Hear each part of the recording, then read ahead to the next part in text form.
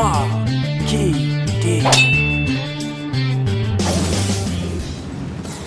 the past, wrestling companies have used the television title as an excellent second-tier belt behind the world title to help get an up-and-coming wrestler over on TV, and to catapult them into the main event scene. Ric Flair, Stone Cold and Regal are some of the wrestling legends to have held TV titles in the past, so when TNA decided to do the same thing, it made sense. How hard can it be to have a wrestler defend a TV belt on the show every week? Simple, right? Although the title has now been deactivated, we saw some incredible ring talents and future stars hold the belt. The real creme de la creme of pro wrestling.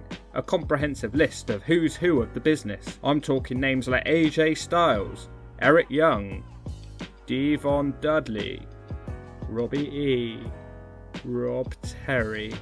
Hang on, what? What's gone wrong? I must be remembering this wrong. Oh dear, I'm getting ahead of myself here anyway. Bear with me folks, this one will not be easy. Here's the history of the TNA Legends / Global / TV / King of the Mountain title. Thank you Lemon Jelly and the other new subscribers to the channel. To be honest, this is going to be difficult. You know, I'm not sure what is covered in more slashes, this wrestling belt, or Wes Briscoe's face after facing an initiation into the Aces and Eights. The title started its life as the Legends title, a vanity gift given to Booker T in 2008. It wasn't officially sanctioned and it was just really a prop to go along with Booker's character. He was doing a kind of King of Africa gimmick, whilst in the main event Mafia.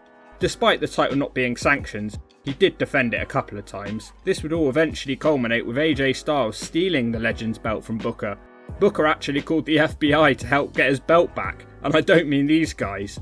AJ was arrested, but Jim Cornette persuaded Booker T to face Styles for the belt, and Styles would win the match, becoming the second ever Legends champion and the first ever Grand Slam TNA champion. He went on to hold the belt for 126 days before losing it to Kevin Nash in a match that went over 10 minutes in 2009.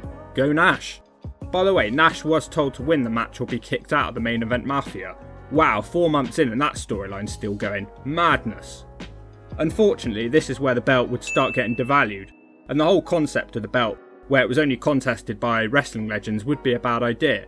3 days after Nash won the title, he lost it to Foley in a tag match. They would feud over the next month over whether wrestling was about titles or about money. I won't waste my time telling you what mattered most to Nash here. Anyway, he won the belt back at the next pay-per-view. 63 days later, Nash competed in a triple threat match with Eric Young and Hernandez, with Young taking the belt. And this is probably my favourite run with the belt, as TNA changed direction and how the belt would be used. Young renamed the belt the Global title, keeping the exact same belt but ditching the Legends title name, and also giving us our first slash of the video. Young would be awesome, turning heel and shaving off his fluffy blonde locks, and this led to a new faction called the World Elite, which he would lead, consisting of foreign mid-card wrestlers that feuded with the TNA Frontline and the main event Mafia. Yes, it was still going at this point. For God's sake. I touched upon this on my video, which is displaying on the card on the screen now, worst factions in TNA history, but this new World Elite faction would end up killing off the main event Mafia. And now for the bad news. Rob Terry won the belt. In an untelevised show. In Wales. For no reason at all. With no build. And he would hold the belt for 167 days. Becoming the record title holder at this time. He sucked. His matches were all 30 seconds long. He had no charisma, no athletic ability, and a stupid haircut. TNA would not give up on this guy. They tried pushing him for years. He never got over and never even had a decent match. So you think that's bad? Well, guess who he feuded with? For 2 months. Orlando Jordan, that's right. He stalked him and made out with a life-size cutout of Rob Terry and squirted cream all over him. No offence TNA, but this was one of the worst feuds I've ever seen. There was not a single enjoyable thing about it. Rob Terry sucks, Orlando Jordan sucks, and now the global title sucks. Ugh, I feel another slash coming on. Time to try and wash away the last year and a half of the belt. Styles beat Terry and won the belt for the second time. He needed help from Kazarian to do it, but I'll take that. He renamed the belt the TV title, which is what it should have been in the first place. This was around the time Ric Flair was forming his new Four Horsemen faction, which he called Fortune. Styles needed the gold to legitimise the faction. The next period was pretty good. Styles defended the belt quite regularly and held the belt for 145 days, just short of erasing Rob Terry's pitiful record. He would lose the belt to Douglas Williams in the best match of the night on pay-per-view. I can still remember this match at Final Resolution 2009, try looking it up, it's great. Douglas Williams was also a defending champion, and for a short time the TV title actually served its purpose, but not for long, because a grey cloud was on the horizon. He lost the belt to Abyss a month later. For some stupid reason, Abyss would shortly after be hit in the back with Janice, his weapon, which was a little stick covered in nails, and he would be written off TV for 2 months and have to relinquish the belt. Well, that was pointless. The same night Abyss was stripped of the belt, they had one of the worst triple threat matches you could imagine. Rob Terry, Gunner, and Murphy. This was just before Gunner was actually good. Whose idea was it to put these 3 numbskulls in the same ring, and for a belt nonetheless? How on earth did the man called Murphy ever end up in contention for a title? Well, make sure the lavatory is free because the next year and a half of the title is going to make you feel physically sick if you're not already. Gunner would go on to hold the belt for 64 days but not really doing too much before he lost the title to Eric Young, who scored his second reign with the belt. Things got weird from here on though, as Young would no longer defend the title in proper matches, and instead was seen in pre-taped segments every week where he was trying to defend the title against Hollywood stars. In quotes. Problem was, I haven't heard of any of the so-called stars, and Eric Young came off as a massive goofball, eating up so much screen time every week, playing a mentally challenged gimmick. I'm not even sure if this would have been allowed today. Young went on a road trip to Hollywood for several long weeks to find Scott Baio. I actually had to look up who he was. What was the point in any of this? He then started a feud with Robbie E. I swear this feud lasted for years, and they never had a decent match. Both complete goofballs. Robbie kept losing, but somehow kept getting rematches. Then they brought in Ronnie from Jersey Shore and had a mixed tag match, whilst Jersey Shore was being shown at the same time on telly, with Ronnie pinning Robbie E. It was around this time that Eric Young became the new record holder of the belt.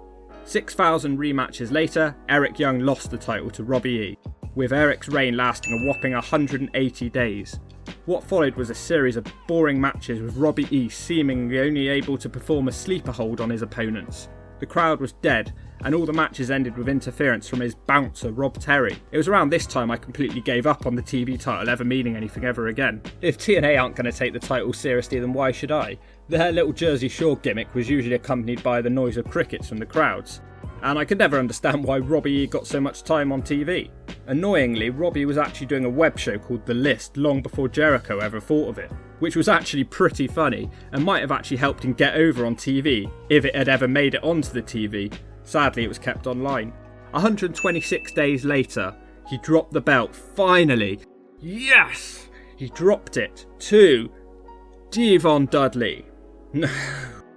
I can't take this anymore. What was the point in any of this? Why is any of this on TV every week? There have been no good matches, the belt is a joke. Oh, I'm just going to have to hang in there, I think. Around this time, Hogan said the TV title must be defended every single week on TV. Let's see how long that lasts. Between March and June, Devon defended the TV title against Robbie E 7 times, and they feuded for 4 months. Why wouldn't they? The feud culminated on pay-per-view in a tag match, which also featured Rob Terry and Garrett Bischoff. So that's a plus. I give up, this title is completely worthless by now. I mean, it's great it's actually on TV every week, but 7 times the same match? What are they thinking? Why? On what planet can you get this many chances to succeed and fail every single time? Robbie E is a loser. Stop giving him title matches. Next up, Devon disappeared from TV for 3 months with the belt, but for some reason wasn't stripped of it. You know, that belt that Hoke said had to be defended every week on TV. He then randomly returned to the company for a few weeks and teamed with Garrett Bischoff. Then his contract expired, whilst he was still the champion. A month later, they still hadn't got the belt back from him. This made Devon now the longest reigning TV champion of all time, at 192 days. And what 192 days they were. Absolutely magnificent. Whilst the belt now was vacated for the second time in its history, it may have been smart to just end it all completely there. It can't possibly come back from all of this. On September 27, 2012, Samoa Joe would defeat Mr. Anderson to become the new TV champion and the third TNA Grand Slam champion. Maybe there is hope for this after all. He defended it every week, sometimes against Robbie E and Robbie T. Can't forget to keep letting them have a shot at the title. After 70 days, Joe would drop the belt to Devon Dudley. Why him again? It was rubbish the last time, it's going to be bad again. Ugh. As the only unmasked member of the new Aces and Eights faction, maybe it was meant to give him some legitimacy, but you can get that from battering Robert the Roider down your local pub on a Friday night. Devon would hold the belt for 178 days, this time defending it twice on TV. He would drop the belt to Abyss and leave the company just after, only to return briefly to do another ECW revival storyline. He defended it twice, in 178 days. Twice. And this is where the TNA TV title dies. Abyss would wrestle under a different gimmick of Joseph Park, and for some reason the title would not be seen or mentioned again. But Abyss has officially been awarded a reign of 396 days, making him the longest reigning TV champion, with a combined reign of 460 days over 2 spells. Why did TNA decide to just forget the title? Who knows, but so much for having to defend it every week on TV, brother. But surely it's gone for good now then? Nope. Angle, who was the director of Impact at the time, suddenly randomly remembered the title existed, and suddenly stripped Abyss, making the title vacant for the 3rd time. A year after this happened, Jeff Jarrett returned to the company, and he was pushing his new wrestling organisation, GFW. Anyone remember that one?